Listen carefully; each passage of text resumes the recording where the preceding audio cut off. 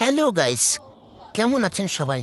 আশা করি সবাই ভালো আছো। আজ সকাল সকাল ঘুরতে গেল আমাদের বাড়িতে এক অবিশ্বাস্য ঘটনা, যেটি দেখার জন্য আমি মোটেও প্রস্তুত ছিলাম না। এই দেখো একটি সাপ, যেটি আমাদের সিলিংয়ের মধ্যে ফেসে গেছে। আরেকটা রেস্কিউ আসছে। ফোন ধরছো? আরে লাইটটা এটা পড়তেছে। এত বড় সাপ। এটা ভয় বেশি। যাও না একটু হাতে নাও দেখি। বললাম ডাইরেক্ট।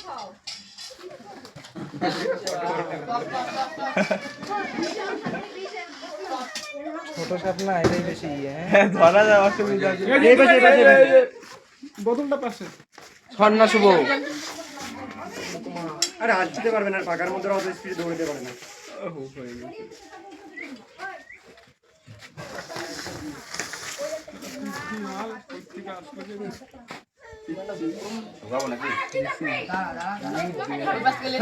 আবার আছে, পিচ্ছি হলে কি হবে?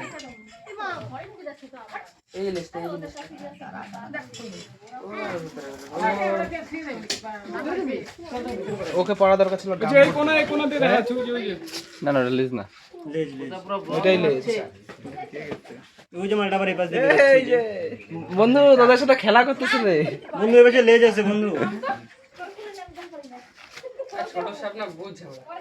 এই যে বাড়িতে ঢুকছে।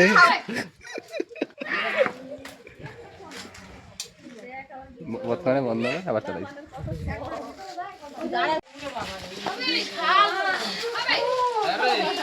বোমা রে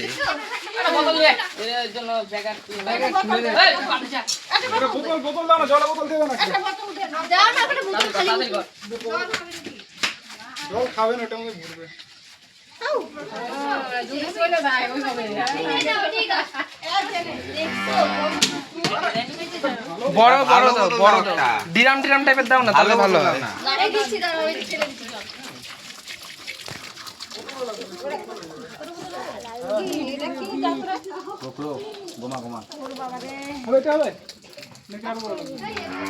আরে ইয়ের বোতল কথা থাকলে ভালো হইতো।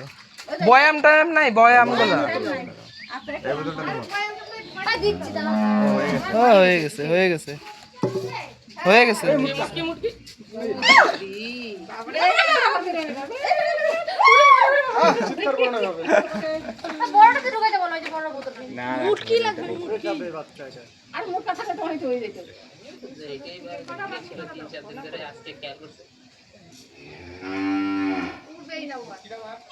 তোর হাতে যাবে না। দেখলাম এর মধ্যে ছিল, কাপড়ের মধ্যে ছিল।